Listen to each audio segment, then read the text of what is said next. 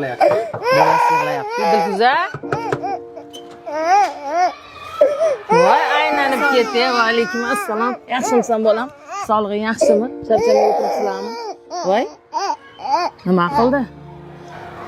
Nega ko'kardi yana? Yana urdimi? Qani iflos. Uyda dam olibdilar. Ona men gaplashib chiqay bu nomard bilan. Qo'y, qo'y. Qo'ysa, unaqa qilma. Unaqa demang.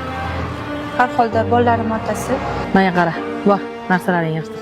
Ketamiz uyga bu. Yo'q, ayajon, men hech qayerga ketmayman. Men uyim shu yerda. Qachongacha shunaqa yashaysan? Qachon kelsa g'urbat, qachon kelsa yig'i-sig'i, ko'kargan, o'zi ko'nglimiz sezgandek pizlovga qara. Shunaqa yurishiga qarab turaveramizmi? Bir nima qilish kerak-ku. Bor narsalarni yig'ishtirman, sen bunaqa nomardlar bilan yashab Yo'q, akajon, men hech qayerga ketmayman. Hamma sal narsaga ketib qolaversa, ozgina narsaga urushib, ajrashib ketaversa, bu hayotmi? O'zingizdan qiyos mana. Keyin bilan arzimagan narsaga ajrashib ketdingiz, ikkinchi turmushingiz bilan yashayapsiz. Jabrini bo'lsa jiyanlarim ko'radi. Nima, aka? Meni ham bolalarim qiynalishini xohlaysizmi?